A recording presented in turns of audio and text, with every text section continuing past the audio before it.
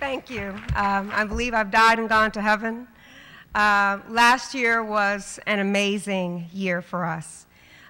We didn't do this because we wanted to deprive our little girls of shoes and clothes and toys, because there were no Black-owned clothing stores or shoe stores for children. We didn't do this because I wanted to feed my family out of gas stations, because the one Black-owned grocery store in all of Illinois closed down in the middle of our experiment. We didn't do this because we particularly enjoy being called racists and Nazis and militants, just because we exercise our God-given American right to support the businesses that are the greatest private employer of Black people. And Black people happen to suffer from 2 times, and in many places 3 times, the national average of unemployment. We don't call that racism. We call that common sense. We didn't do this because we wanted people to threaten my daughters and my family.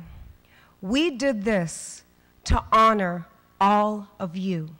We did this because we believe with all of our hearts that the answer to all of the social crises that Black people suffer from disproportionately lies in our economic empowerment. Our economic empowerment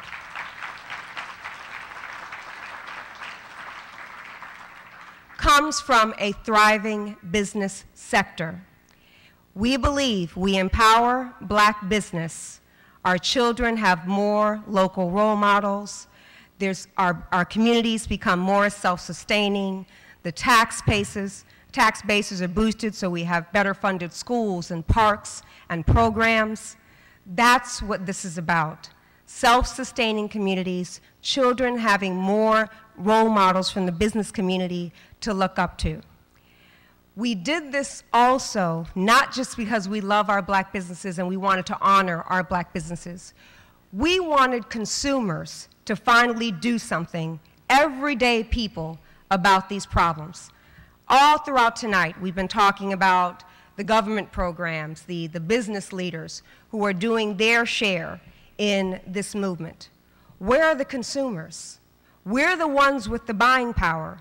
We're the ones that have all the power. When people see me driving 30 and 40 miles to get bananas to support a Black-owned business, that's power. That's my power. That's my badge of honor. And I did this because I believe, just like Rosa Parks believed, and just like our Dorothy Height believed, if you take a stand, the community will follow. I wasn't around back then. But I do this, and I won't compare my sacrifice to theirs, but I do this in their honor. And we all insult them if we give up on their fight. I'm not a celebrity. I'm not some big-time business owner like the people who have been honored here tonight. I'm not a politician. I'm a mommy from Oak Park. But I'm one of the most powerful people in America because I am the bread and butter of all of those companies. And I'm saying to them, you don't invest in me with cute commercials with Black voiceovers and little families dancing around. You invest in me when you do business with my business owners. You invest in me with shelf space, with supplier diversity, with franchisee diversity. Thank you very much, McDonald's.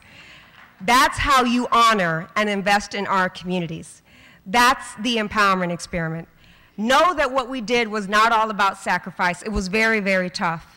I lost a lot in the empowerment experiment. My mother was diagnosed with pancreatic cancer in 2008. That's when we were planning the project. We did the experiment in 2009.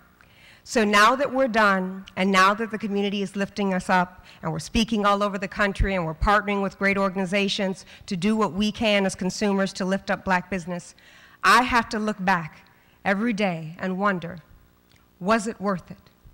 Every minute that I could have been at my mother's bedside, every minute that I could have been helping my father take care of her, was it worth it?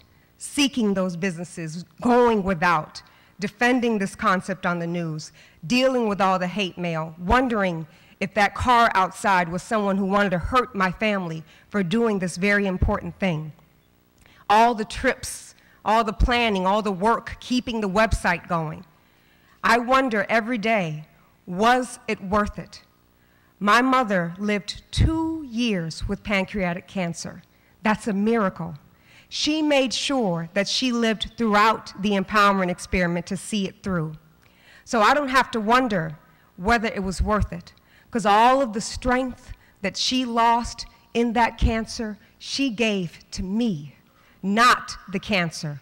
I won't give up on this. The empowerment experiment is not going anywhere.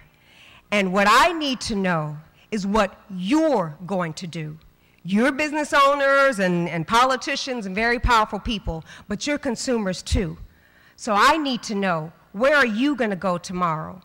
When you support all these big brands, are you going to take some time to go to their websites and see what they're doing, like Mr. Herrera said?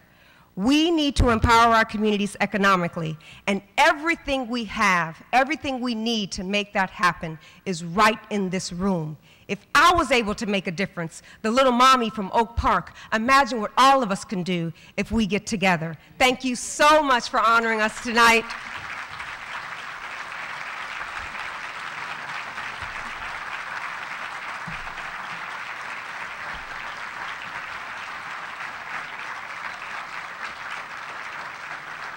So many people talk about how they've been friends for all these many years. Our wonderful Michael Bowles didn't know me from a bowl of soup last week. A friend of his introduced him to the empowerment experiment, and he called me and said, if you're coming to Congressional Black Caucus, I want to take some time from my program to honor you. That's what the empowerment experiment is about, and we love you for doing that. Thank you so much. And congratulations to all the honorees tonight. We do this in your honor. Thank you.